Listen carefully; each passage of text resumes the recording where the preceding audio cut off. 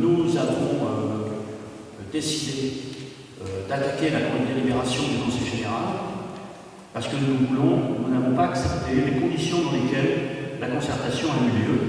Je signale au passage qu'il n'y a pas que la commune de Gravel qui ne l'a pas accepté, nous l'avons fait de concert avec l'agglomération de Montpellier, puisque je vous signale que le lien ne traversera l'agglomération de Montpellier que dans Gravel.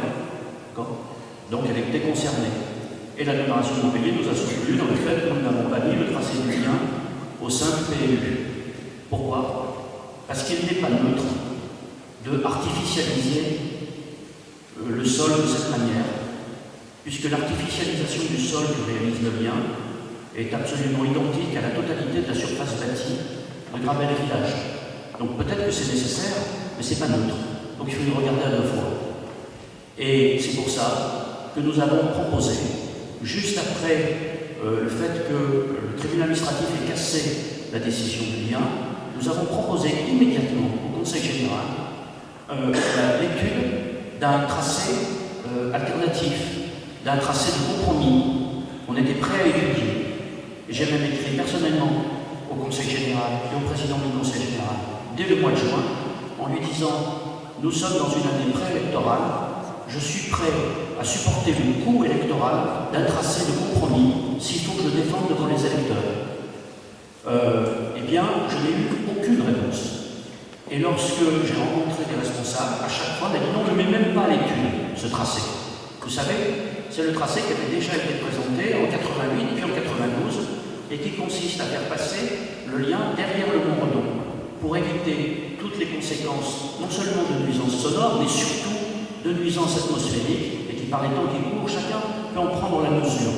Et les enquêtes qui ont été faites ont montré que si 25 000 véhicules jour passaient de ce côté du Mont-Redon, il y aurait un effet atmosphérique de type cuvette au sein de Gravel, et nous subissons déjà le passage quotidien dans le village de 10 000 véhicules jour qui ont des conséquences sur notre santé.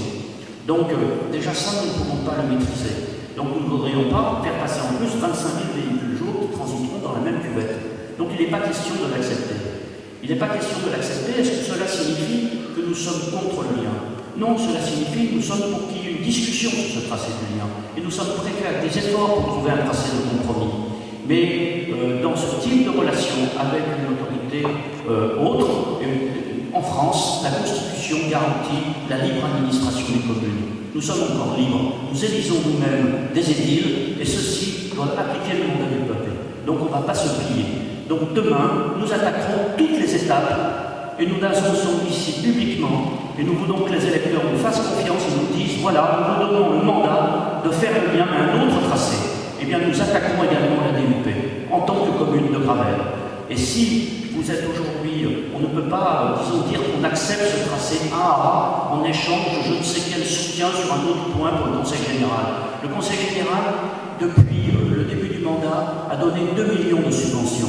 Vous savez pourquoi? Parce que 97% des dépenses du Conseil général sont des dépenses contraintes déterminées par les obligations qui sont celles du Conseil général. Ce ne sont pas des dépenses, des subventions discrétionnaires qui sont décidées selon la bonne volonté ou le copinage politique. Et nous, on va défendre des dossiers. Et donc, de ce point de vue, par exemple, actuellement, le Conseil général est en train d'acheter les uns après les autres les terrains qui sont le long de la route de Montferrier pour faire la route de Montferrier, parce que c'est une question de sécurité publique dont il est responsable. Eh bien, c'est pas parce qu'il n'y a pas de négociation et de marchand de tapis. Il s'agit de défendre l'intérêt général dans tous les points. Donc nous continuerons à travailler pour le Conseil général. D'ailleurs, comme l'a expliqué Renaud Lachenal tout à l'heure, le périmètre d'aménagement des espaces naturels, nous le faisons de concert avec le Conseil général. Mais sur la question du lien, nous serons intraitables parce qu'il s'agit de notre cadre de vie, il s'agit de la santé, il s'agit de l'organisation de notre territoire. Donc nous sommes prêts à travailler et je crois que si nous avons cette position ferme, dès le lendemain des élections, les téléphones vont sonner et on va se mettre autour d'une table. Eh bien voilà comment il faut fonctionner. Si nous voulons obtenir quelque chose, il faut rester ferme.